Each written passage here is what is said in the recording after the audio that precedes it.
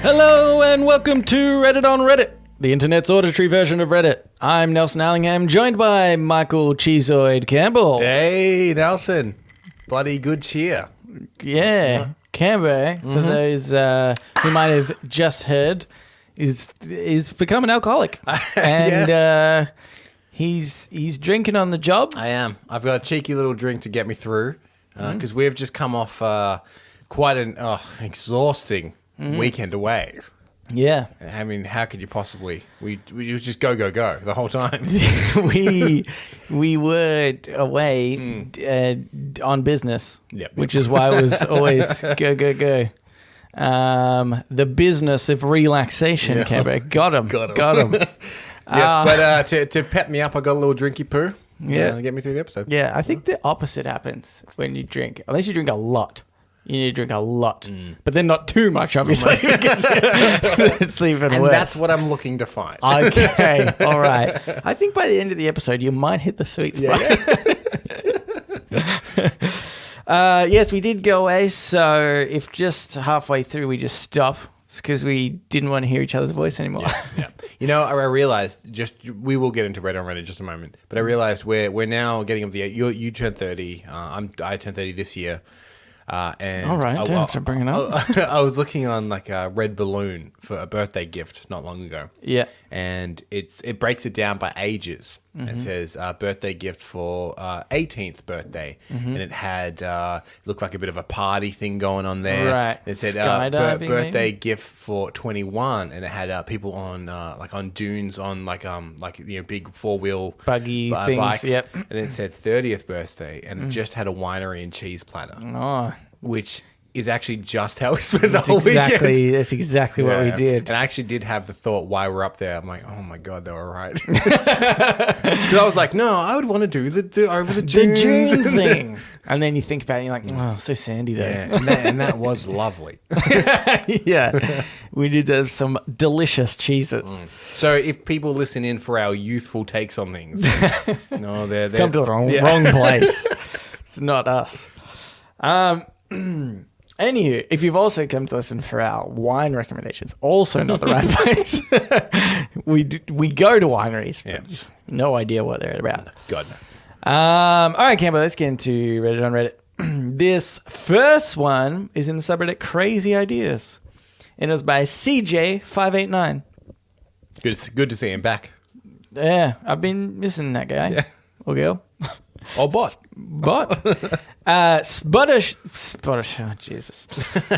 Spotify should have a music soulmate in their yearly wrap-up where they match you with the person that has the most similar music taste to you based on your listening habits. Ooh. And I think like location would be handy as well. Because I think they should try and get it as close to you as possible. If there's a few that work. Yeah. Because then if there's maybe someone in Melbourne. Right. Because there's a couple of times that I've gone to gigs by myself. Yeah. Because generally the people I hang out with don't like the music I listen to that much. Yeah. So I just go by myself because I'm like, well, I want to see this. Yeah. So if there was someone in Melbourne with I similar would taste, say if, Cambo, you get somebody that has the same listening habits as you, which is obviously the Wiggles because you like them so much, that's probably not the type of person you want to be hanging out with, okay? Well, the Wiggles just Also, don't go to their concerts by yourself. The Wiggles just did reform and do an over 18s only concert. Oh, did they really? The original OG Wiggles. Oh, nah, I'm all about Emma. And then one of them had a heart attack. So. Did they really? Yeah, they did. Oh, my God. Yep. Well, they do put a lot of effort into that mashed potato song. Okay, so I think it's a good idea, right? I quite like this idea. I actually love the Spotify wrap-up. Yeah. I find it, but it also like, I always think that, I think people have this idea of, I'm cool, I listen to a lot of trendy music people don't really know, and stuff like that. And then when the wrap-up comes, it's like, no, you did listen to a lot of like Linkin Park. And, and you're like, I can't publish this. Cool I was looking forward to sharing this with everyone. I can kind of tell there's some people that I think, like when they post their wrap-up, they've like, it's like I think that they've deliberately listened to enough of the right stuff to have it like curated to get the good wrap up. Right. And yeah, when that's some how you people do it. don't share the wrap up, I'm like, Yeah. well, it's because you're like a slightly, which is silly because I don't think you should be embarrassed by any Yeah. music you listen to. Or like movies you like or TV show you like. Like who cares what other people think? I think yeah. you should just kind of embrace whatever it is. Yeah. Because like I listen to Bruce Springsteen like an old man. yeah. But like- Bruce is great. So He is great. yeah, nothing to be ashamed of. Yeah. That's why I brag about it in my Spotify wrap up. Yes. Okay. Yep. See, I'm a funny one, right? Because I listen to like a lot of music. I really like a lot of music. Yeah. But what I listen to the most, I mean, podcasts have taken over for the most part in my regular music listening. Yep.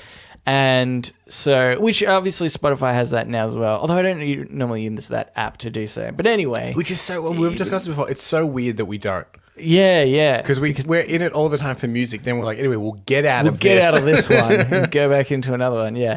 But I think I was gonna say but so the music now that I listen to is when I'm at work I put on like classical music, instrumental stuff normally, so that I can concentrate at work because I heard and I think it really does it does resonate with me, which is if I listen to instrumental music, I'm really focused. Yep.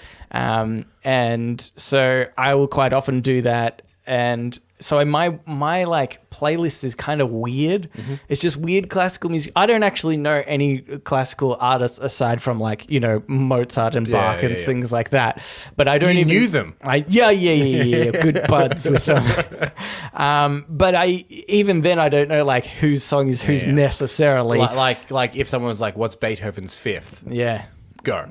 Bum, bum, bum, bum, bum, bum, bum, bum, bum, bum, bum. Probably. Yeah.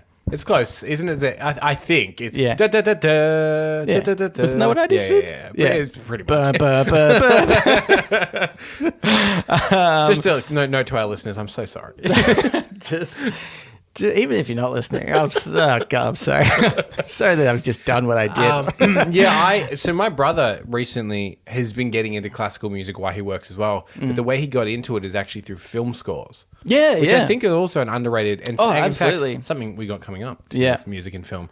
But I think that like film scores, I've been listening to the film score for 1917 at work recently, which is actually, it makes you really tense. So maybe it's not, but like, I think they're an underrated thing, but I think that's people's gateway generally into like, well, I like this like orchestral, moody, instrumental music. And then slowly I think people start to get into classical. Yeah. I do a similar thing with, there's a lot of bands that are just completely instrumental bands. So it's a genre called post-rock, which is like really slow and melodic and cinematic. There's a band called Explosions in the Sky, which are kind of so cinematic that they have now scored like 3 movies with their music. I got recommended to them recently. Yeah, they're really great. Giants and These Hands Can Separate the Sky. There's a couple of bands that are like the midway between, they've got like the structure of like a classical song and they're kind of cinematic, but they are still kind of rock. Yeah, But they're not rock that'll distract. Yeah, I really like it. It's really good like study music or like if you're doing like a task like data entry or something that you need to kind of concentrate on. Yeah. But it's so boring by itself. Yeah, I recommend bands like those. Yeah. But I'm worried that my music soulmate will be Margaret from the retirement village down the road. She's like, oh, you like Beethoven's Fifth as well. What's your favorite movement? I prefer a bowel movement. So that makes me concerned for my own. But here's what I'm thinking, Kembo. Loophole. Yeah. Okay. Great. Our favorite word. I think what I should do is try and target what maybe for example, Sarah Michelle Gellar might listen to. Yeah. Exactly. So that at the end of the year, we've listened to exactly the same music. So would you perhaps hack into, obviously we're not going to violate any trust here. Yeah. Hack into Sarah's phone. Yeah. Ignore the message and the emails and the private stuff. Yeah. But look at her Spotify and then listen to exactly the same album that she listens to in the same week constantly. And Spotify will be like, this match is unprecedented. Like, oh my God. They're going to approach Sarah Michelle Gellar and they'll be like, look, we've never done this before, but we've already started the papers for your divorce because we've found this perfect soulmate for you. Now, I want to pitch you a scenario. Okay. In which you've paid someone to hack into Sarah Michelle Gellar's phone. They said, look, it's a high risk hacking into celebrity phones, but I'll do it for you. I've got access to her phone. You spent $10,000, say. Yeah. You get her phone. Easy price to pay. And she listens to Apple Music. Would Would you switch to Apple Music, or would you then try and send her ads for Spotify, being like, it's better than Apple Music? It's just me holding a sign on the street. Have you got Spotify? It's the best. 30-day free trial. Check it out. It's pretty good. Okay, here's what I'd have to do in that scenario. Yeah. Get a job at Apple. Yeah. Tear it down from the inside. And then, like, there'll be an unprecedented press conference from Apple from you. Yeah. Like, we don't normally do this, but go to Spotify. Yeah. We're not one to normally help our competitor. Yeah. But we've installed Spotify in all devices that used to have Apple Music. Yeah, that's right. I think, a buyout actually would be the best way. I would broker a deal between Spotify and Apple, in which it's a steal for Spotify. Really. I mean, it's really going to make some investors angry. Shareholders, And then, oh boy. Now imagine a situation after all of that, and you've like, oh, she's finally on Spotify. Yeah. She doesn't use it much, and someone's like, yeah, she's not that into music. Yeah. She doesn't really ever listen to music at all. Mainly podcasts. Oh, I had one of those at the start. I gave it up for this idea. Okay, anyway, but let's get into Ask Reddit. Ask Reddit. This Ask Reddit is by Weather Feather. Ooh, I quite like that. What would be the worst thing to put in a piñata? Ooh. Some kind of trigger device that explodes. Oh. Because the first hit, Okay. in a way, it's the best one because first hit, that piñata's coming down. But also anything within 500 meter radius, Yeah. pretty shattered. Okay. Yeah. But great way to, I would say, infiltrate or assassinate, let's say, some cartel. Yeah. It's very much their thing. I like the idea that the cartel, just because they're Mexican, are like, well, obviously, we will have a piñata. Yeah. Yeah. It doesn't really fit with what we're doing, one with all the drugs and the... It's Esteban's birthday on the weekend. Who's getting the piñata?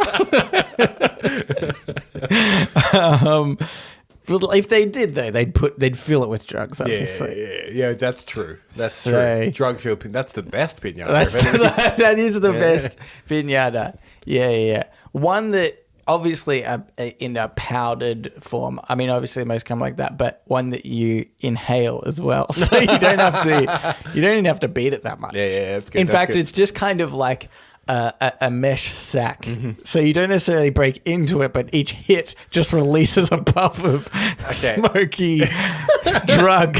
Here's my question: how can we turn a good thing into a bad thing? Here's what I'm thinking. Okay. What do people like in a piñata? Candy, right? Oh, yeah. So, All drugs, but how can we turn that into a bad thing? Here's what I'm thinking. Yep. Put a fake branch on the tree that has a funnel, and when they break it, the candy starts falling. Yeah. And it doesn't stop to the point where they're like, "Oh my god, we're gonna overrun! Like it's gonna take everyone over." Diabetes, instant diabetes. It's like a flood has been through, but it's just candy in the backyard. Yeah, that would not disappoint me. Yeah, if I'm being honest with you, yeah, that is actually blowing my mind.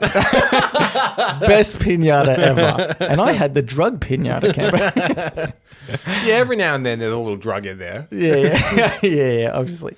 She pulls a little baggie. What's this one? No, that's for daddy. That's Yeah. Oh boy. What would be the worst thing to put in a piñata? this is what I'm thinking. You just paper mache a dog.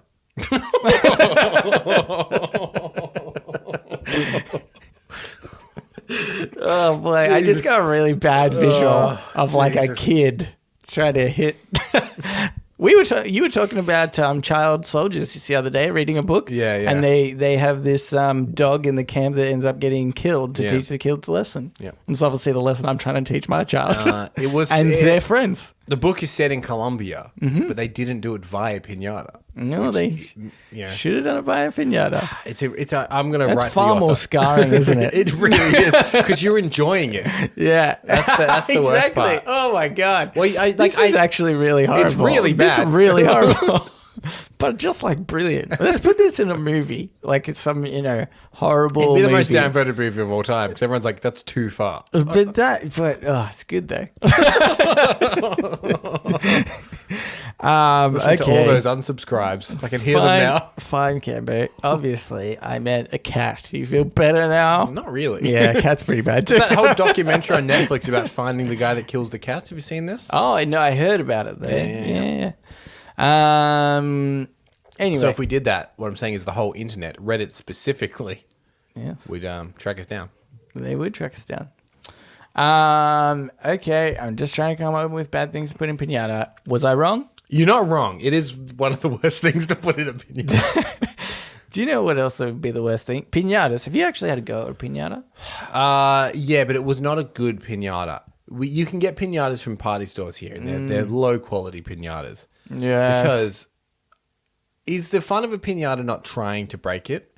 Yeah. Because this kid hit it, and it just absolutely exploded right away. Oh, really? And I was like, that doesn't seem like...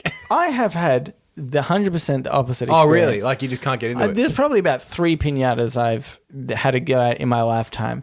And every single time, it's like, okay, the kids have a go. And you get a go. And then every kid has like 5 turns each. And you're like... Well, we haven't got anything out of the Piñata yet. So naturally, one of the dads comes up and is like, all right, here we look. Yep. Hey, kids, come around. This is one of my favorite There's going to be a lot of candy coming out of this. And then you just whack it and whack it and whack it. And then the string that's holding the Piñata breaks. Yeah. And the Piñata is still not open. And they're just whacking this thing in the ground. One of my favorite things in the world is an overconfident dad Yeah. that realizes in a short amount of time that he'd been too confident. Yeah. And Piñata's a great one because it always starts like, oh, well, let's give this a go. Yeah. Yeah. Oh. Hang on. Oh, boy. Hang on. And then they get really angry. They're like, I got to do this now. And it gets a bit scary. But, okay. So I think maybe, in my experience, concrete. Is that Piñata being held up by metal chains? Yeah. Yeah. Oh, it's real heavy. I cannot I had to stress this. reinforce the roof. I cannot stress this. Do not be under that Piñata when it comes down. Yeah. And you will need to get this retiled once we're done. Do you know what would actually be fun? Also, maybe if you're in the cartel or something, it might be appropriate. You do it in concrete, sort of still thinnish concrete. Yep. And then you have a gun. You shoot the Piñata. Wouldn't that be fun? So you're just shooting a block of concrete? Yeah, no, but it's still got candy on the inside. Okay. Oh, yeah, okay. That's pretty good. I think that'd be fun. Yeah, but maybe the Piñata, because they don't always have to be like a donkey or whatever. Yeah. Maybe it's a snitch. Here's Pedro, who was a snitch. Yeah. We've made a Piñata in his likeness. Shoot away, boys. Yeah. Candy inside. They shoot at him and he goes, ow! Sorry. This is the snitch. We filled his pockets with candy. When you eventually kill him, you can take out the candy from his pockets. But I think that'd be really fun. If you got a really strong, a Magnum or something, has a lot of stopping power. Yep. And you just bam, blast it. That'd be really fun to do. I'm going to do that. I'm going to start a thing. That would be pretty fun. A shotgun maybe even would be good as well. Shotgun would be good. Because you still want a few goes though, maybe. Oh, yeah, that's true. Because the shotgun does it's spread, so you'd get a pretty wide coverage. But maybe if you're one of those overconfident dads and a couple of shots hasn't done it, then you get out the shotgun. Yeah. The and RPG. Of course, rendering the candy inedible. Yeah. There's so much lead. He goes up and just plants some C4 on it. All right, everybody. take a few steps back. So I guess like a Mars bar into the eye. Okay. Here's another. Okay. Oh, jeez. Here's another one, Cambo. This is by Bran6067. What's the next industry to die out? Hope it's not a Reddit podcast. Because we've seen a few of them die out. Yeah. But a couple are still going strong. Yeah. Not ours, obviously. We are on thin ice, as they say, hanging by a thread. So there's a podcast that Stacey listens to, and it so constantly gives her ads for Endless Thread, which is the official Really? Reddit podcast. Oh, that's funny. And every time I'm like, how dare you? Not to her, to the podcast. To the I'm like, podcast. do you know, that's my girlfriend. We're the longest running. I'll have you know. But I did hear, like I was walking past, she was like getting ready and she had her podcast playing and I heard, this is Endless Thread. And I ducked my head and she's like, it's an ad. I'm like, okay, good. Yeah, that's what she wants you to She think. probably listens to it in secret. I bet you she's sleeping with the guy who does that podcast. Watch out, Cambo. Oh my God. This made me look a fool. It's like, longest running, are they? I'll show them. Yeah. Obviously, they knew that they couldn't stop us from continuing to go, but they could break up your relationship and you'd be so depressed you wouldn't be able to go on with the podcast. Jokes on them. I'd double down. Yeah. 2 episodes a week. The more episodes a week you see of this podcast, just lone listener, the worse I am. Yeah. If it becomes a daily podcast, send help. Yeah, your relationship has deteriorated. I am on the end of a full psychotic break. Yeah. But we might get so many more listeners to Cambo. Oh my God. Maybe I should do this. You have to contact the Endless Thread guys. Is there an industry you think is going to die out? Yes. This is why I brought it up. This is what I think. I don't know. It's too bold. I don't want to commit to it 100%, but I think cinema is a dying industry. And look, it's been said for quite a long time that cinema is a dying industry. And in fact, we did a little like kind of insider video for our work once, and you wrote, I think, like a bit of a script on based on, I think, a Wikipedia article about the cinema that we worked for. And I remember specifically in one part of that script, it spoke about how it was thought that, like TV was going to take over cinema, and then DVDs, and then something else. Like it wasn't even streaming services, but obviously that's another one that could have, or like pirating as well. Obviously is another one. And cinemas has always been, in the firing line. And I sort of think the interesting thing is maybe that they all have impacted cinema. Mm-hmm. Maybe not as much as the fear-mongering people originally believed, but I think it is slowly taking a toll. Yeah. And cinema is slowly dying more and more. And I think the idea of streaming service more recently, especially when you get ones from like Disney. Yep. And you probably know more about this, but the idea that companies like Disney and one that have streaming service or whatever, they want to. There's always been this battle kind of between cinemas and distributors about how fast they can agree to have their movie go from cinema to like TV or DVD. Yeah. It's called a theatrical window. Yeah, the theatrical window. Thank you. I knew you'd know more about this. That's why I'm starting it, so that you can end it with more factual things. Are you talking being like, he'll pick it up at any minute now? No, but yeah, so that idea of that theatrical window has like narrowed so dramatically over the years, I feel like. Yep. In fact, just the other day, I saw Gemini Man in a Sanity store, which is just insane that Sanity stores exist. In fact, that should have already died out already. But I honestly thought they had. Yeah, I know, yeah. But that never would have happened, even when, I was working in the cinemas. Like, it was only 90 days, I think. Yeah, 90 days is the theatrical window as it stands. Yeah. So I agree and don't agree with you. I think that it won't die, but it will drastically change. Yeah. And this almost goes into the Martin Scorsese comments about superhero movies being cinema or not, because streaming is so available now. Yeah.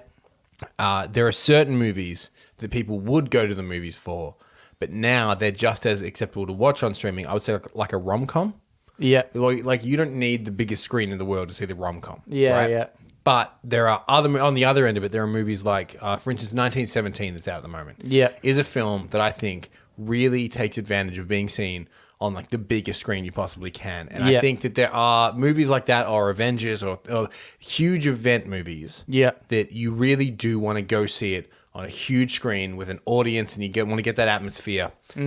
And that they'll be okay, and they do make huge money. Like the Disney films, I think made like half of the box office of last year or something like that. And they were all the really big films. And then really, really small films like Get Out. For some reason do really well in cinemas as well, because they're like a buzzy word of mouth thing. But anything between like a $2 million indie film like Get Out and a huge blockbuster like Avengers Endgame, that whole middle ground is kind of just going to disappear. I think. And cinema will just be like an event thing. And then you just watch everything else at home. For instance, there's a movie coming out on Friday here in Australia. We didn't get any theatre release for it. It's called Uncut Gems. Which I'm actually, I wish I could have seen it at a cinema. So I'm so buzzed for it. And so like part of me is a little bit sad that you kind of can't do that anymore. But I think it is a movie that like, it doesn't live or die on seeing it on like a huge screen like that. And that's true. And I don't necessarily think like, it'll die out completely. I think that, kind of like you mentioned, like it will just change a lot. Like, I think there will be less cinemas around, I sort of feel like, eventually. And I think that there will be, it'll just be like a bit more of a niche thing. I think it'll become a lot more expensive. I mean, it already is quite expensive to go, but I think it'll become even more expensive and more niche. And that's where more cinemas will close down, but then it will be like a big thing to go to the cinema. And in fact, you'll probably notice now, this might be specific to Australia, and maybe our American listeners can tell me if this is true of their country as well, or any listener from any other country really. But the cinema is leaning more into everything being an experience. So it's like you come and you get the special thing, and you go into the special cinema, and that's the whole thing is like, because otherwise you'd be like, well, because like especially millennials, the research suggests that they don't necessarily save for things, they save for experience. And the more that they can turn it into like, oh my God, I went to this midnight screening of Avengers, and they had all this like these special promo cups that they gave everyone. They gave everyone like this thing and this buzzing atmosphere. That's what people want. And I can take a photo and put it on my Instagram. Or TikTok, sorry, Cameron. We both get TikTok. We understand. We understand. But yeah, I think it's really interesting. And I mean, I remember even like ages ago when I first started cinema, a manager of mine came back from like Vegas, and they had some, cinema expo there thing. And he was talking about all the new technology that's coming into cinemas. And it really was just totally gimmicky things. 4DX is a good example. Chairs move. If it's raining in the film, you'll squirt you with water. There's fire, smoke will come out. And like, it doesn't make the movie any better. But it is more of an experience. But it gives you something. I remember back in that day, he was talking about this awesome 3D glasses that were going to come out that would revolutionize 3D film. So I'm excited for those to come out. This was like back in 2010. And also, I've had, while we're on the most interesting subject, theatrical windows. I've heard some people say, like The Irishman, for instance, was in some theaters and then it was on Netflix, but not all theaters were playing it. And I've had people say, it's so dumb. If a theater just played it, they'd make money. Like, I don't get what the problem is, why they can't play it. But just quickly, there is a reason why a lot of theaters didn't play it. It's because Netflix were like, I know that it's normally 90 days from theater to home entertainment or theater to DVD or whatever. You can have it for 2 weeks and then it's in home release. And that is all we'll ever offer you for anything. And they may have made money in that 2 weeks that it was out before it's home, but then people might not have done that for Marriage Story, say. Because that is something you could watch more at home. And then that becomes the norm. And then suddenly there's no reason to have 90 days at all ever. That's the only thing cinemas have. It's the only thing they have. Exactly. It was very much trying to stick it to the distributors who had it and said, we're not going to bow down to your, thing. We're just not going to show it because... Yeah. It was like they were driving a hard bargain, and to a lot of cinemas that actually could have made profit from it, all joined together and was like, no. Yeah. But then, see, but that was like selfish one... Well, yeah, obviously. But that's like their livelihood. But see, that's why I think it's like a little bit more scary in future because Disney Plus has come out. Mm-hmm. And you even mentioned before, Disney had the highest movie year in whatever. Yeah. Like they took up most of the market. Yeah. And so if they said, hey, we're going to do this in 2 weeks unless you show Avengers. Yeah. And all cinemas were like, nope. It's like, well, you've just lost a ton of money. And so is Disney, but... By the way, don't think they won't. Yeah. Don't think they won't. Yeah. They definitely will. They have that charming Mickey Mouse mascot, but it's all a ruse. He's always got like one little hand on his hip behind his back. That's wielding a knife. Yeah. I heard he made a Piñata dog. Poor Goofy. That bloody mouse. Okay, Cambo, let's get into Today I Learned / So now advice. it's time for Today I Learned.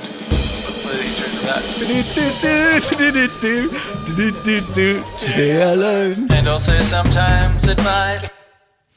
This Today I Learned is by Tokyono. We've had this person before. Today I learned that Hugh Laurie struggles with severe clinical depression. Sorry, I'm just hiccuping. Today I learned that Hugh Laurie struggles with severe clinical depression. He first became aware of it when he saw 2 cars collide and explode in a demolition derby and felt bored rather than excited or frightened. As he said, boredom is not an appropriate response to exploding cars. Wow, I didn't know about Hugh Laurie. Because I know Stephen Fry yeah. also suffers from chronic depression, which makes rewatching a bit of Fry and Laurie very depressing. To be like, both of these men were miserable. They were so upset. They're playing a fool, with their lives. but they're crying inside. Yeah. I didn't know about Hugh Laurie struggling with this as well. No. Which I'm going to say because if there's people like me out there, they don't know Hugh Laurie is or names of actors and stuff. But he famously played House in the TV show House. Yeah. And he made like a really sharp left turn. I think only him and like Bryan Cranston have ever done it, where they've been known for playing very like larger than life, goofy comedy characters. Yeah. And then suddenly we're in like a super serious, critical acclaimed drama. Yeah. And you're just like, whoa, hang on a sec. Because I grew up in my household watching a lot of like Blackadder. A bit of Fry and Laurie, and like they're all such broad British comedies, and he is always the huge bombastic character. Yeah. And I remember watching the pilot for House, and I didn't actually recognize it was him until like halfway through the episode. Yeah. Because it just like everything about him was different. Yeah, that's right. But I don't know if I totally agree with this, right? I think this might have been an instance where obviously he was depressed and he felt as though something should have excited him that didn't. But I don't think that's a good indicator of depression. A demolition derby? Well, a demolition derby. And because if I saw that, I don't think I'd be excited. Yeah. Or frightened or anything. I would be like, this is boring. It's not my thing. Yeah. In fact, I often say, one time I just kind of thought, I don't know, I'm a normal person. I guess everybody thinks they're a normal person. Mm-hmm.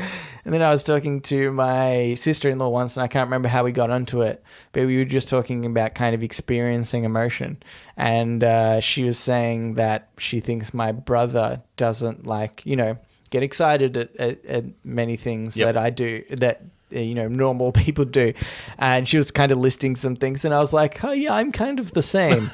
I was like, I don't really get super excited anything or super depressed about anything or upset about anything. Everything's kind of middle of the road. Yeah, right. But so if I saw this, maybe then I don't know, it was just like an interesting thing to read this and be like, well, I feel as though I sometimes experience the same things where I'm not as excited as perhaps other people around me. Yeah. But does that make me, is that a wrong thing? And I'm not even saying necessarily me, but to anyone. Is that really a wrong thing to... Yeah, I don't think there's anything wrong with that necessarily. Yeah. But it could also be... It's hard to talk about without knowing the facts, yet here we are. Yeah. Like what led to that epiphany for him as well. Like Yeah. whether or not he'd seen several things in a row that had done it. And then this was just the last one. He'd be like, not even this, you know? Yeah. Okay. Yeah. I think that makes more sense. Yeah, yeah. He's like, he's seen something that was incredible and it didn't do anything for him. And maybe he saw like some huge New Year's Eve display and he's like, yeah, whatever. And then on the other end of that, like the most kind of rednecky kind of like cheap thrill, a demolition derby, cars exploding is like, even this, like none of the things have thrilled me. Yeah. I can understand how. Yeah. Or I was thinking maybe earlier those things would have thrilled him. You know, like maybe he went to Demolition Derby a lot beforehand and he's like, I used to love this and now it's nothing at all. Yeah. Which I guess makes sense. Yeah. The test is a dog piñata. If you don't feel anything hitting that dog piñata, God. you're a horrible person. It's the new psychopath test. Can we title this episode Dog Piñata? I am uncomfortable with it, but I understand that we might get clicks. Yeah. Well, I think we'll get clicks because people like dogs and piñatas. Yeah, and we might not and then necessarily put them together. when they find out what the context of this is. Okay. But is hate just engagement? Yeah. You know what I'm saying? Oh, I see. Maybe the title of our episode should be something positive about ISIS. That'll really get us in the top of the charts. Okay, how about this though? I'm just thinking now of more piñatas. How about a piñata that's full of puppies, but you don't hurt them? Could you imagine hitting a piñata and it just like breaks the surface and puppies pour out? So really, Wouldn't that be like the best what you're piñata? describing is some kind of puppy Trojan horse. Yeah. You're just sneaking a bunch of. There's a name. Puppy Trojan horse. Puppy Trojan You just sneak. It's like, I've just got this regular piñata here. Yeah. No one hit it. Yeah. And then you crack it open and suddenly there's puppies at the party. And everyone's Puppies like, everywhere. oh my God, this is the best. This is the best. Yeah. I think you should still hit the piñata, but there's a section where the puppies can't get it. And hopefully somebody has good aim. Don't get that angry dad that can't break it. But anyway, our larger point is we're glad that Hugh Laurie is now He's fine. a great guy. Also, we, in fact, you made a reference to it right at the beginning. We once recommended a comedy sketch that no one liked called Cheezoid from the Michelin I don't know Man if people didn't like it. But I want to recommend another sketch that people might not like from a bit of Fry and Laurie. Okay. In which a man is going to the police station to give his name. Mm-hmm. And that's all I'll say about it. And it's one of the more bizarre Hugh Laurie Stephen Fry sketches ever. It is a good one. It is a good one. Okay. Here's some advice. Okay. Cambo. Is it from Hugh Laurie? How can I be happy? Yeah. Demolition Derby. Demolition It works on Derby. everyone all the time. Exploding cars, mate. You will either be excited or frightened. This is by Valgo. How can and I want to say, normally I get advice from the subreddit Shitty Advice, because the advice in the other subreddits are like, hey, my dad died, don't know what to do. And I'm like, ooh, let's not talk about that one on the podcast. And so they're all a little bit more serious, but I check it out. This one was not in the Shitty Advice one. It was just in r/advice. In advice. So I want you to take it seriously, okay? Okay. Yeah. How can I move my sex toys to our new house without my mother discovering them? You put them in a box, you tape it the fuck up, and then you put a sign on saying definitely not sex toys. It's so easy. Yeah. I think, write on big letters, dildo box. Yeah. Because no one's going to open that box. But you would have to, like if you've got delivery drivers, that box might go missing. Because there's creeps out there everywhere, okay? So you got to be careful with playing it too smart. Yeah. Is it just your mum that's helping, or is it your mum and delivery drivers? Because there might have to be different tactics for both. Yeah, that's true. Yeah. What's wrong with putting them in a box and taping it up and then just labeling like something else? Because Has your mum ever been like, but what's in this box? Rip open. I not exactly, but I feel as though, because my parents have helped me move out before, and I feel as though they would be curious kind of just what's in, or like help me like unpack and stuff. You know, like they're just like too helpful. Is the problem that I have. We've got different parents. My mum wouldn't give a shit what I have. Like it would be awkward if she was carrying a box of sex toys, obviously. But if I just had a box that said Misk, she'd be like, I don't give a shit about this. Yeah. But then would she not? So she would not like help you then unpack it. If it was like dishes and stuff, but I'd just put Misk like in my bedroom cupboard. I'm like, I'll sort that out later. And I'm sure she wouldn't be like, no, get it out now and we'll both pack it away. See, my mum would be like, Nelson, if you don't unpack it now, it's going to stay in the box. Okay, I'll just take... Oh, boy. Oh, Nelson, this is a lot of penises. You're not in a relationship, Nelson. What are these for? Yeah. Okay, so just in a box. That's boring, Cambo. I know, a boring explanation. It's like I don't think that this. Here's what I think. I don't think that this has a super complicated solution. Yeah, I don't know what necessarily is amongst the sex toys. Yeah, but could you be using some of them as you're moving? Put them in. You're walking very stiff. Also, handcuffs look like fancy bracelet. Yep, fancy bracelet. Yeah. Dog collar. Get a dog. I would say put the collar on the dog. The put it in method is fine unless you're moving into an apartment with a staircase. Oh, in which case I would say the put it in method is not viable. Here's my question. Normally you get the keys to a property a few days in advance. Yeah. I would say go do an early drop off. Oh, okay, yeah. You know and then you get in, your mum's like, I'll check all the rooms first.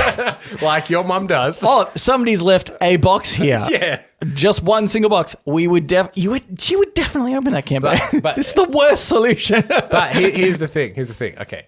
You go early, you drop off a box, but you put like Brian Jones or something on it. Yeah. So then if she does find, I'm like, oh my God, someone left a box here. Yeah. Presumably Brian Jones. Yeah.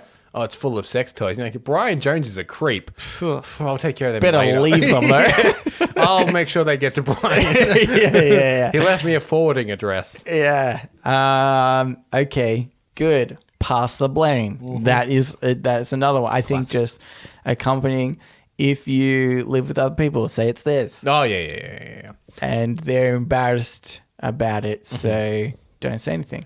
But I mean, that doesn't necessarily work if you're a couple, though. So say it was me and Stacey. Yeah. Box full of sex toys. I can be like, oh, well, they're Stacey's. But you'd be like, yeah, but...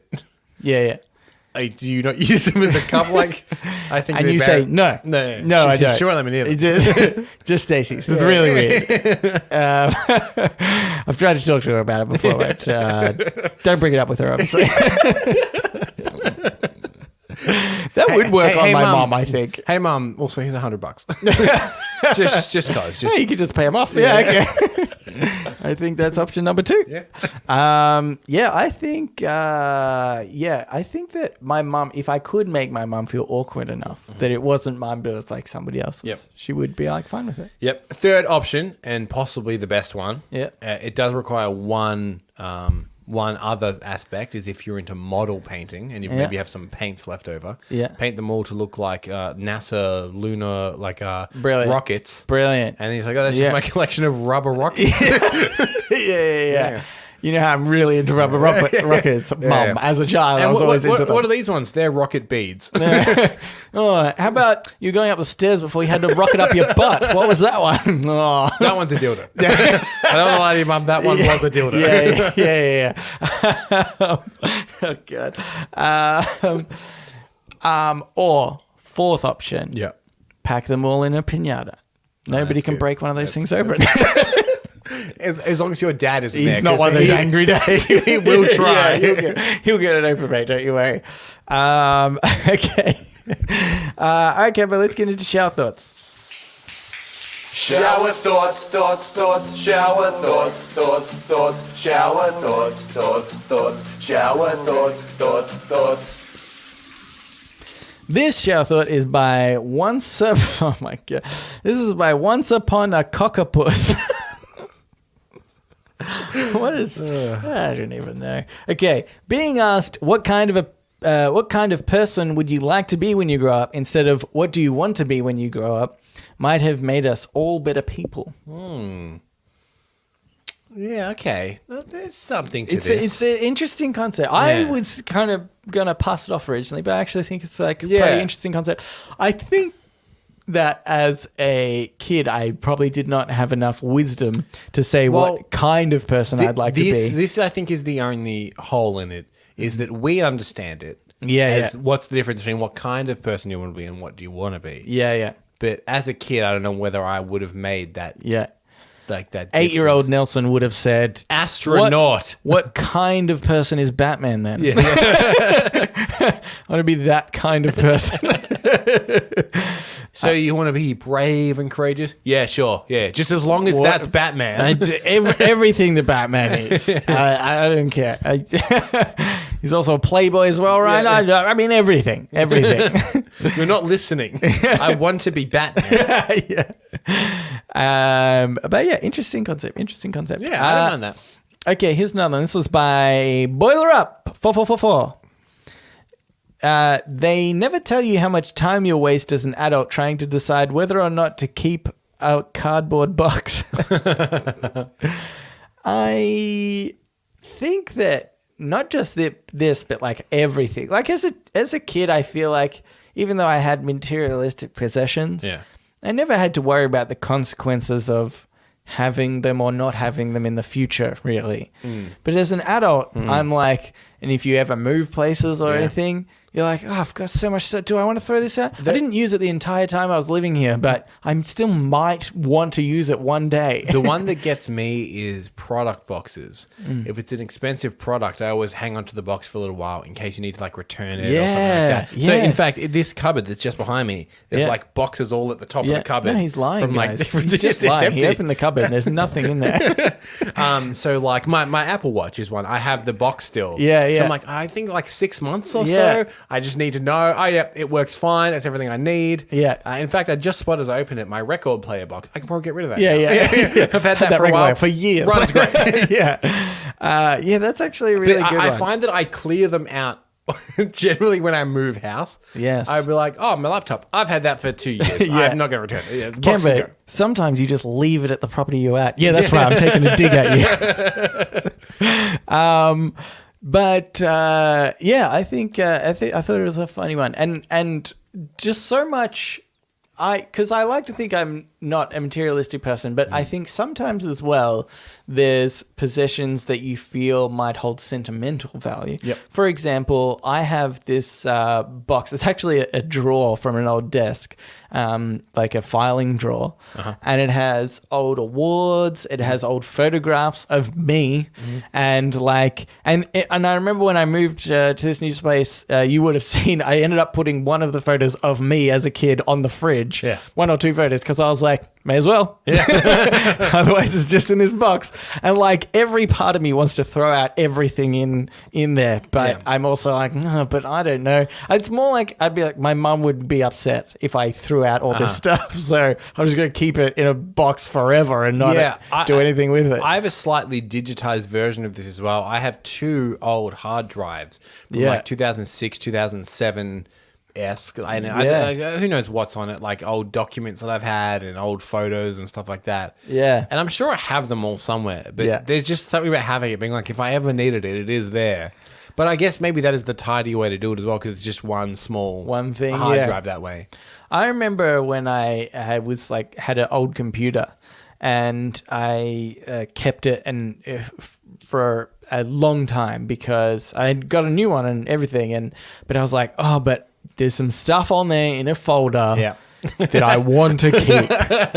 And like, I don't even know where that old computer is. No. Now. Presumably I threw it out at one stage or something, but I was always like I even feel like I moved that computer to a few places because I know it had that folder Yeah. on there and it had some of that stuff that I definitely needed. Yeah, definitely. Now even when on my newest computer, like occasionally I'll just wipe my computer and I used to like save a folder of stuff. Now like, whatever. Yeah. Although actually with Google Drive and stuff, just chuck everything in the cloud. You've Yeah. got it forever. Yeah, I do that a lot. Now, Google Photos, can I just endorse for a Yeah, second? yeah. So good. Yeah. It just backs up all your photos for free automatically, and then you just wipe them from your phone and save a bunch of memory. Yeah. great. You do have to prey to Google, Yeah, the yeah, Google overlord when they take over eventually. But small price to pay. And you were going to do that anyway. What were you doing with your time anyway? You weren't uploading photos because it does automatically. Because I do that every time if I'm about to go away on a trip. Yeah. I'll wipe my phone to photos. They just have, I mean, phones are huge anyway now. Yeah. But it's just like a practice I got into. So then you're not like, when you're trying to find some photos, you're not like scrolling back. Yeah. Or whatever. Although then you look in your Google Photos and you're like, oh, this is a screenshot of a recipe So that many. I wanted to see. So many screenshots. But I'm only ever there for specific things. Yeah. So then you can normally, they're pretty good at detecting what's in a photo. You can normally search them. Yes. You type in that Recipe. that screenshot I accidentally took of my Yeah. home screen. I wanted that. Yeah. Oh, 3:14 in the afternoon. Very interesting.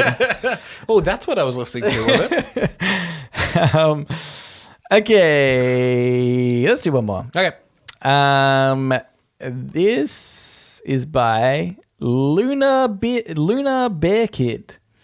Despite being the same action, peeing into a pool is grosser than peeing while in the pool. You know what I think it is? It's Yeah. entirely the noise. Oh, okay. Because peeing in a pool is silent, Right. right? Yeah. But peeing into the pool has that Yeah. sounds like a fountain. Okay. Yeah, that's true. What if you were deaf? It also has like, it splashes out. Yeah.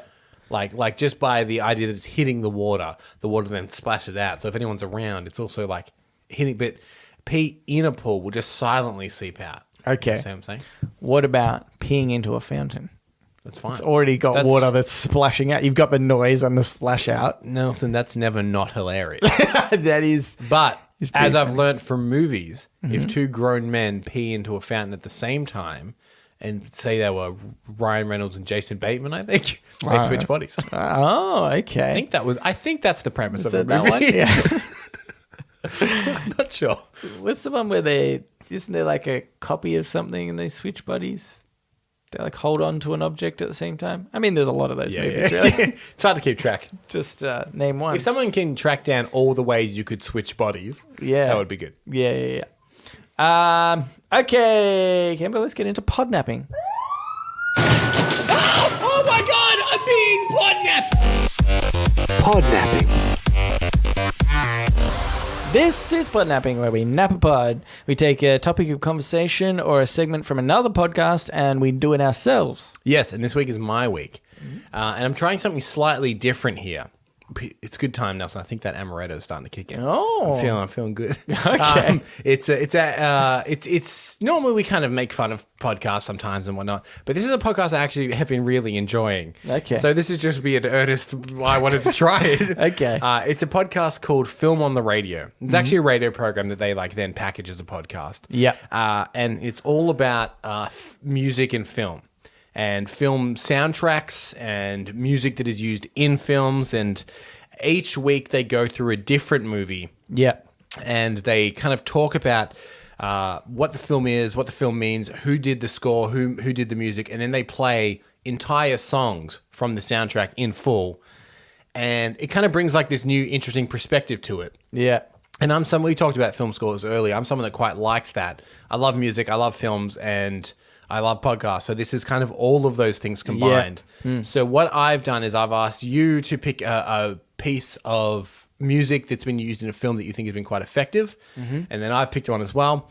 And then I thought what we'll do is we'll kind of talk about what it is about them that we think works, why they work. And then we're going to play an excerpt from the film that uses the music. Yeah. They're like a minute and a half roughly each. Yeah. And you can kind of see exactly what we're talking about. Yeah. So would you like to go first or would you like me to go first? I can go first. Okay. Yeah, great. Actually, I forgot the name of my song, so you That's need great. to say that. That's fine. Do you want to tell the people the movie that you've chosen? Okay. Well, actually, first thing, you like when you first asked me to do it, I thought, I'm not going to be good at this because I'm not good with song names. Well, I mean, I guess I'm still not good with song names. So I've just said I can't remember what the name of my song is.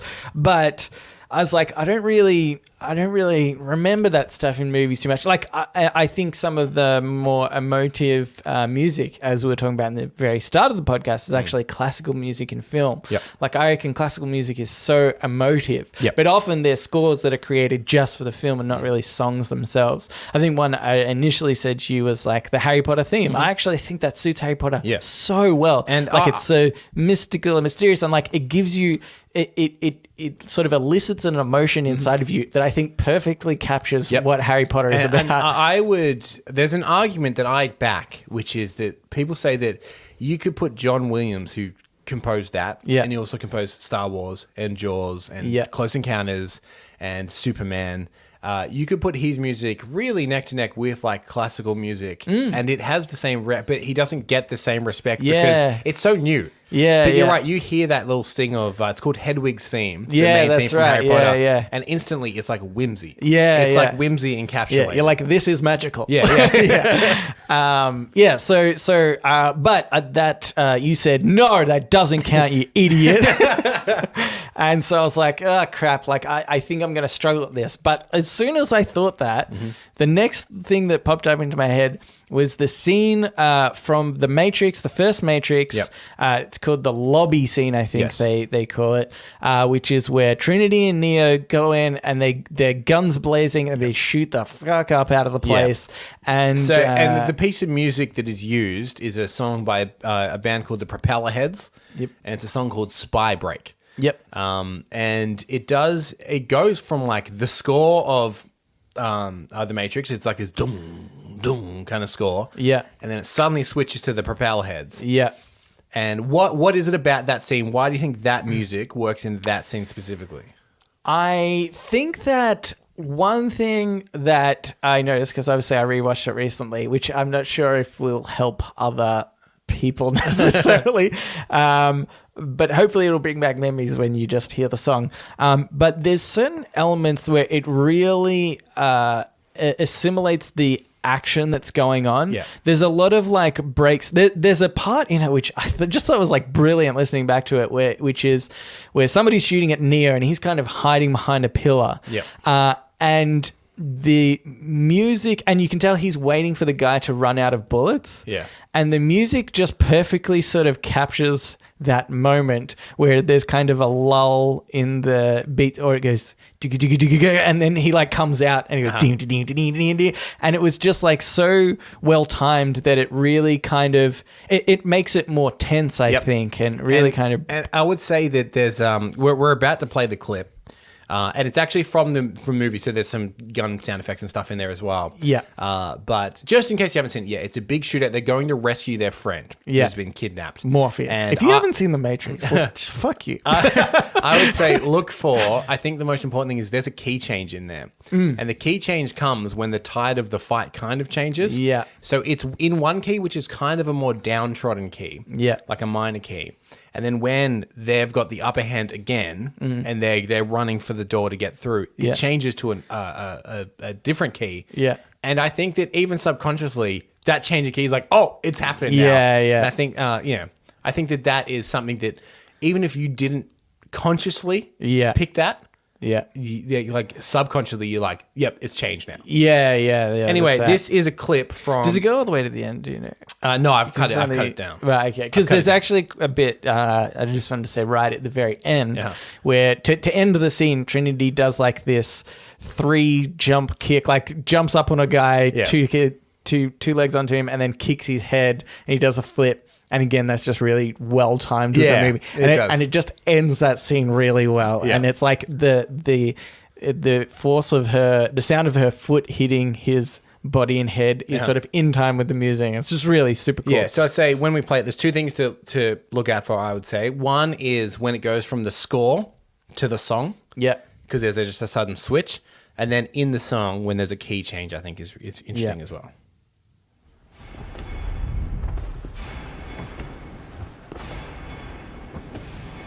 Would you please remove any metallic items you're carrying? Keys, loose change.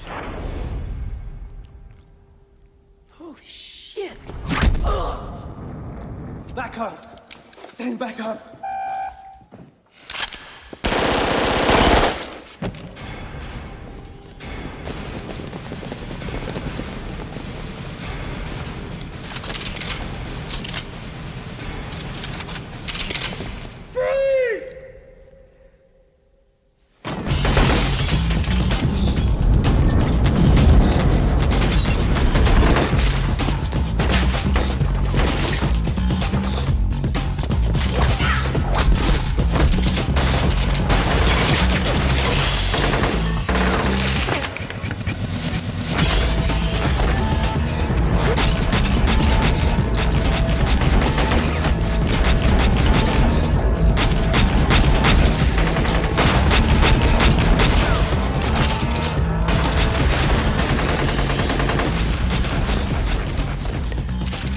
So that is Spy Break as it appears in The Matrix, which I think has become one of the most like iconic song to scene matches ever. Do you know what I was going to say? Listen back to that again. In fact, the first time I listened to this the other day, it didn't have any of the audio of the film. Right. And re-listening to it then, it just goes to show the sound design in that film is freaking amazing. It's really good. Like the sound of the bullets, the sound of you can like when they're doing punches and stuff. There's a very distinct sound of like kind of sleeve swiping. Yeah. And it's just those little bits that like really adds to it and just makes it so awesome. It was so unique as well. Like I feel like that style when that came out. It's interesting because when I was pulling the clips, I was debating whether or not to just play the song or the song with the sound effects. Yeah, yeah. And with the sound effects, you can hear how well the bullet shots are matched up to the beat of the music. And it's crazy how well that was put together. Yeah, yeah. So good. Yeah. So my movie that I want to watch picked, a Matrix again now. Just by the way. my movie that I picked, it's a way lesser known movie, and it's a movie I was hoping maybe I could introduce to people as well. Okay. But just a warning, I'm about to spoil a big part of this movie as well. So if you're really interested and you like the idea, maybe skip ahead. But I reckon this is such a great example. And I'm not even going to say what the song is at first because I want people to discover it as I think it's kind of discovered in the film. Okay. The song is called Captain Fantastic. Yep. And it's a movie that we watched together, actually. It's about a family that lives out in the woods. They live in this kind of like hippie commune together, and they're all about like arts and creativity and whatnot. Yeah. And when their mother dies, spoiled it, Cambo. they want to have a funeral in their way, which is a big celebration of life and music and whatever. But her family wants her to have a traditional religious funeral. Yeah. And it's about the feud between the two families. Yeah. It's got Viggo Mortensen from the Lord of the Rings. Yes. But the ending of the film, and this is where the spoiler alert from here on, the ending of the film ends in this really beautiful cliffside in which they have their mother's body, and they're putting her to rest. And instead of being downtrodden and sad, they decide to have a big celebration, and they all sing a song together on the cliffside. And it's one of those rare moments. Do you remember what the song is? Don't spoil it if you do. I actually can't remember. No, that's great. No. It's one of the things where I didn't have an opinion about the song necessarily, but then hearing this rendition of it, which is sung by the cast, a lot of whom are kids, actually kind of changed my perspective on the song. I feel like I remember you talking to me about this as we were watching it, and you were like, oh, this is great. So what I'm going to do, this is a scene where they're putting their mother to rest. Viggo Mortensen is saying the goodbyes to his wife, and then they're going to sing a song to her, which is this really like beautifully like life-affirming, happy celebration of life rather than celebration of death. And it uses a really, I would say, unexpected song. So I'm going to play it, and then maybe we'll talk about it a bit afterwards as well. I'm sorry. I didn't know what to do. I'm sorry if I made it worse. My face is mine. My hands are mine. My mouth is mine. But I'm not. I'm yours. And so for some context, they've got her on a big pie and they're setting a light. Viking style. Mom, who's your favorite song? She's got a smile that it seems to me reminds me of childhood memories where everything was as fresh as the bright blue sky.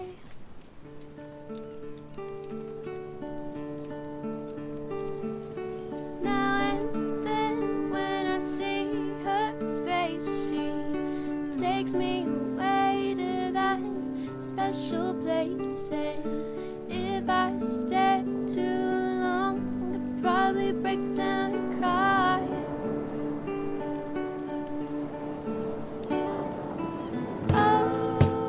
Oh, sweet child of mine. Oh,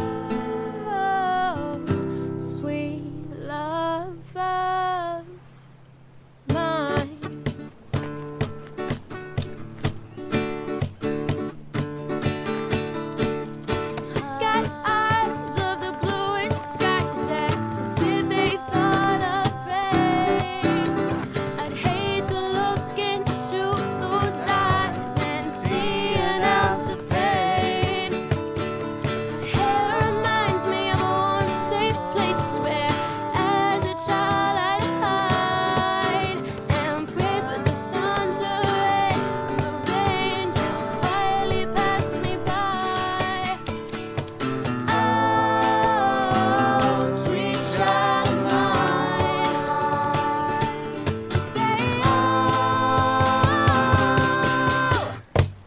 Yeah, so that's not the whole performance. It does keep going. Yeah. I thought It's such an awesome rendition of that song. It like- really is, and there's a lot of the lyrics that are like obviously had an original meaning that have been like repurposed when you're grieving for your mom or your wife. Yeah. Especially the line, "I'd hate to look into those eyes and see an ounce of pain." Yeah. And you can hear Viggo Mortensen just a little more in the mix when that comes up. Yeah. Because it's that whole idea of the film is, it's like it kind of shifts your perspective on life. Yeah, which yeah. is about she loved life, so her celebration should be like happy. She doesn't want pain. She doesn't want misery. She wants life and love and all this kind of stuff. Yeah, and yeah. I thought that repurposing that song, which is about like young love, to being about like loving your family and loving life. Yeah, yeah. I thought works so incredibly well. Yeah. It's really good, and I have so much respect, I think, for filmmakers that really try to put the effort in to find like that perfect song and that perfect like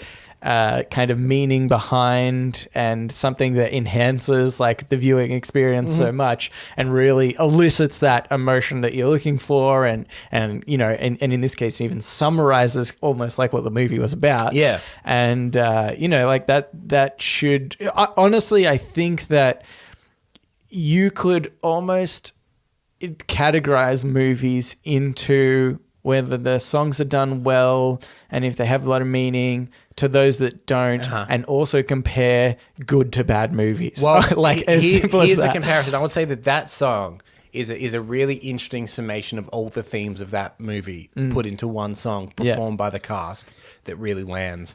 And on the other hand, Suicide Squad. Yeah. It would be like, it's a jail sequence. What song has the word jail in it? And that's the song that they use, whether or not it worked. Yeah. And I think that for that reason, it was like, it's like so fresh hits of summer style mix where you're like, oh yeah, okay, she's crazy. They're playing an Eminem song where he's talking about being crazy.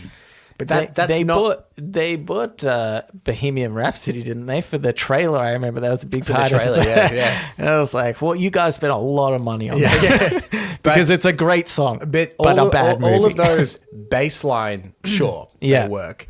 But there's nothing deeper to them, to any of them. Yeah. And I think you can kind of tell, we're like, oh, this is cool. I kind of like this song, I guess. But like, there's nothing really to it. Yeah. But yeah, Captain Fantastic. I just really recommend the film. I actually think it's a great film. It's really a great good. little film. I mean, totally ruined now, obviously. But it's pretty quirky. It's one of those kind of like... It's made me want to raise my children in that way if I ever have children. Which is just... It's homeschooling, basically, but to a like crazy extent. Yeah. To the point where I think we were even talking about after the film whether or not what he was doing was right or not. Yeah, exactly. Parts of you like, oh, I think that's really beneficial, and parts of you like, oh, but they are in danger sometimes. Yeah, like they haven't had as much social interaction as kind of like the big kind of drawback. Yeah. But in the end, you sort of feel, I mean, it's just a movie. That was, I think, the hardest thing for me to grasp is like, because I love these concepts and what they're trying to say about, there was like a little underlying dig about, I think, schooling in general and how it actually... How the schooling system doesn't serve individual people. It serves the general. Yeah, which I like, 100% agree with. Yeah. But at the end of the movie, and they're like all happy or whatever, you're like, I can't justify based on this movie, raising my children the same way because it is a movie and it's not like everything is going to turn out all good in the end. So. But I would say check it out. Yeah, got Viggo Mortensen from Aragorn from Lord of the Rings, or if you've just maybe seen 1917, the main character in 1917 plays his young son as well. Right. Yeah. So he's like a hot young thing at the moment in Hollywood. He's also in the film. Keep it in your pants, Kimbo. What I think is funny is that we both chose very similar songs and scenes. But to your credit, you picked like the most iconic song to see match. I was pretty happy with that. Yeah. Anyway, so that was Podnapping. Yes. And the podcast, if you want to listen to it, it's called Film on the Radio. Film on the Radio. That's really good. I think it's funny. Earlier, before we started, you said this one's kind of just a straight shot. I'm genuinely interested in this. Yeah. So I hope you guys enjoyed that because I enjoyed listening to those things. But maybe that's just me. So while I'm on the topic of podnapping, I have my next segment coming up, which is where I just choose a title of a podcast segment that I think is funny. Yep. Then I come up with what the idea of that might be later on. So I've got a new poll. Thank you. Out at the moment. So if you check the subreddit, or actually I've only got it on the subreddit at the moment. I might post it on other social media things. You can vote for them. I've put 5 options. The first one, it's been there for a while. Here's a blank, there's a blank, everywhere's a blank blank. Yep. Possible contender. The next one is called Where in the World Am I? But where is spelled W-E-A-R. And that's the full title. Great. Because it doesn't work otherwise. Yeah. Okay, where good, in the good. world am I? But where is spelled W-E-A-R. Yeah. Okay. May the forks be with you. Also, the bee's cheese. The beef cheese, yeah, okay. And finally, a word is worth 1,000 pictures. Not quite sure What how that that means. one will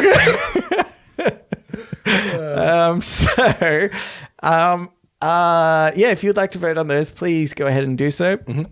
But finally, we can get into the Ask Me Anything, where listeners of the show, just like you, listener, can write in and ask us anything you want. Yes. Now, Nelson, you did ask me to remind you of an extra email you Okay, I'll do you do want to do that first? I'll do that one first. Okay, sure. So this is by April. She said, in episode 169, you asked the listener to moo no matter where they are.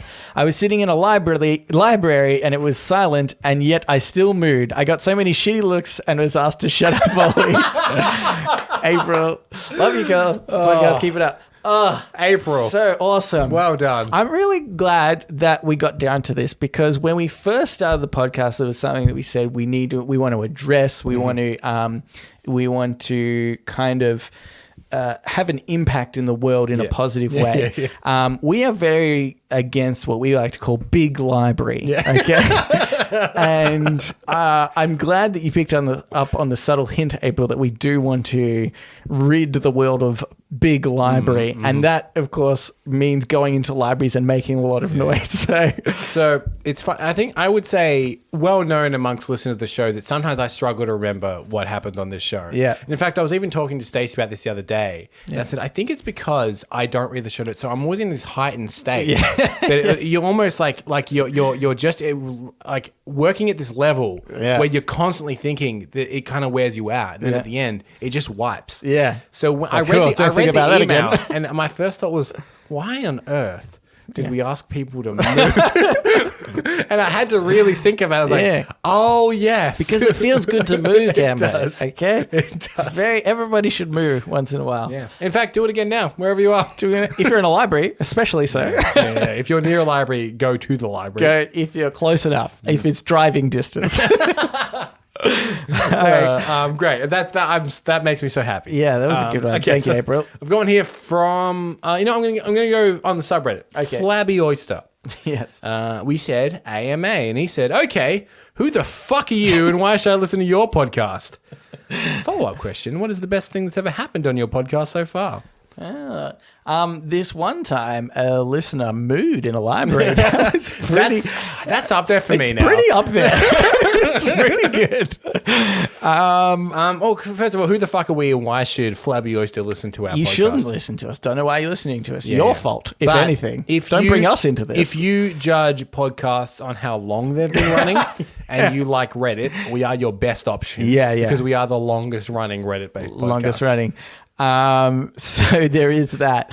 Who the fuck are we? Nelson and Campo. Yes. That one's pretty simple. That was Which easy. one's which? We don't even know. Yeah, we change every week. Yeah. But you didn't notice, did you? Question, I think if you listen to a podcast long enough, you can just distinctly tell people apart. Yeah. But for newer listeners, or when you started listening, did you have trouble telling Nelson and I apart? I know some people have said that to me, that they did. Because I think, especially a lot of our listeners are international, and accents kind of make people Add an extra blend. layer. Yeah. I had a podcast that I listen to a lot is my brother and me, which Yeah. is the McElroys. They're three brothers, so they are of the same cloth. And somebody was saying, "Oh, I want to listen to them, but I find it so hard to distinguish them." I was like, I don't even blame you. I was like, it took me a while, but in the end, you pick up on who's saying what. Best thing to happen, I would say the thing that we got the most correspondence about was actually surprise interview. Yeah. Surprise interview was up there. So that might technically be it, which would think make so. it the best and worst thing we've ever done on the podcast. I also love that somebody actually bought an I Heart Jury Nullification t-shirt. I don't even care that it might not have even been a listener. I would have assumed that if it was a listener, they would have made themselves known already. Yeah. But the fact that nobody said anything has really made me think that it was just a random person, and that makes me feel even better about it. So I think one of the things I love is what we tend to get a lot is people will listen and then they'll go back to the very start of the podcast and they'll listen all the way through. We've had a few people tell us that they're doing that. Yeah. But we can always kind of tell because every now and then we get a notification on something from like 2 years ago. Yeah. And you have to really remember why you've done it. Yeah. So we recently got a comment on a photo we uploaded of our empty fridges. Yeah, it was like the very first thing we uploaded onto Facebook, I think. Yeah, and I couldn't remember what it was about initially. Yeah, same. And I always love when you're like, oh, that's where they are. You know what I mean? Yeah. You can kind of track their journey. It was very early on. would because say- the funny thing was this person liked like a lot of our photos from start to finish because he was scrolling down the timeline to get to that point. I was like, but yeah, I think that's the best thing that's happened is kind of, the like interaction we've had with listeners. Yeah. We really like that sort of stuff. Everybody writing in and it's cool. It's really fun. And generally, if you run into us, we'll get anyone involved in this show. Yeah. Like we try and include anyone that we can. Yeah. And like people have invented games for us and people have sent us like merchandise and all kinds of stuff. Yeah. And we love And money. Some people send us, but you should send Money is money. good. Money is good. Money definitely. Yeah. It's up there. But the best thing that's happened to me personally is just that there are people out there that are being creative. Yeah. In something that we created, you know what I mean? Yeah, like yeah. they're adding their bit to something we created, which Yeah. I think is awesome. It's cool. What's the worst thing? Have them do it. Oh my god, It's so annoying every week, Cambo. Every goddamn week. I do like that we've scared people with our speak of quitting. Yeah, that's true. Yes, we'll get maybe next week. We'll talk about that one. Yeah. But I think PME Titsko. I think that was the worst part. That was definitely the worst part. Need him back on. Anyway, I have another one. Yep.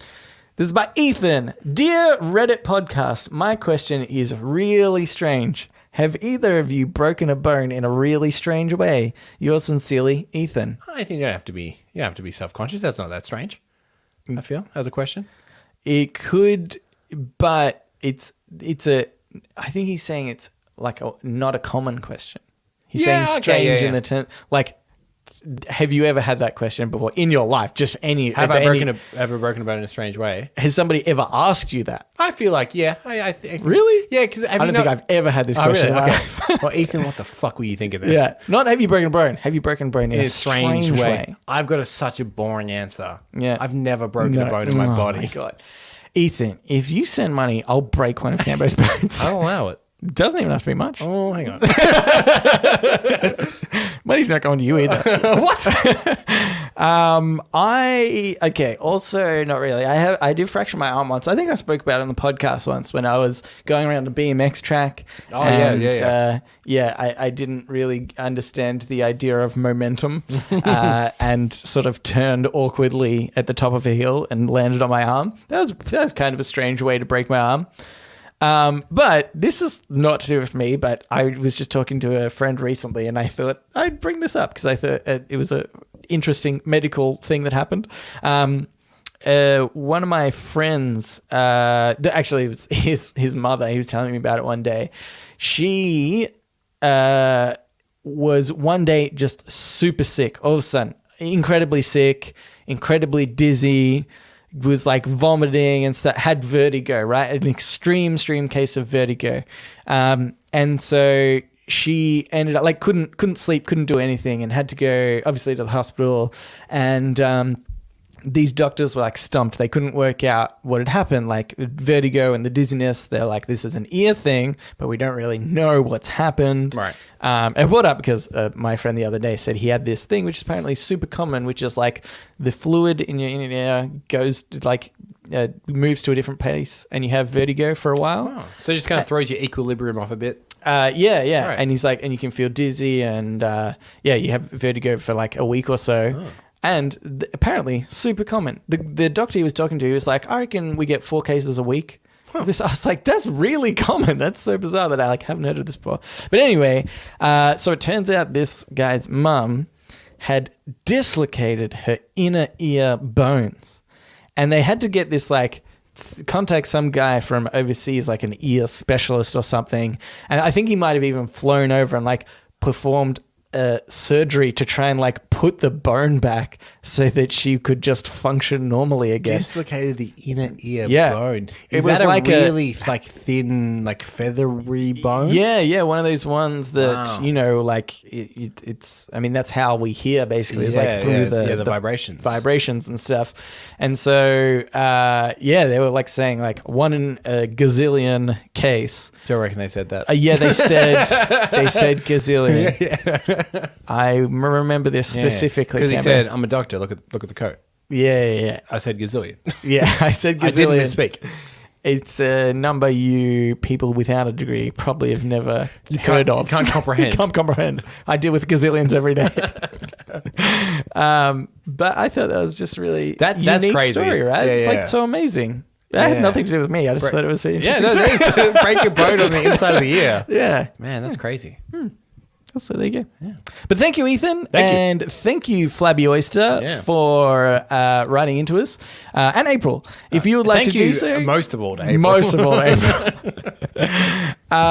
If you would like to write into us, you can do so. Reddit podcast, READIT podcast at gmail.com. You can also reach us at Facebook, Twitter, subreddit, and Twitch. They're all READIT podcast. And we'd really like it if you could subscribe if you haven't already, and also rate us. Yeah. Not the show, just rate us as people. Rate us. Last week we had Yelp for people. Yep. We want you to rate us 0 to 5. But also rate the show if you could. I have been, just on the side note, and you can back me up on this, I have been enjoying rating people this weekend. You have been rating people like a madman. Yeah, it's really great. Like, took a wrong turn, 2 stars. It's very fun. It's very fun to do. You've been going full tilt into the Yelp for people concept. Yeah. Also, if you just want to upload a photo of your Vegemite sandwich or toast, apparently our subreddit is the place to do it. It's the place to do it. It's the place to do it. I'm secretly loving it. Yeah, it's great. So that's it. And thanks for listening. We will read you later.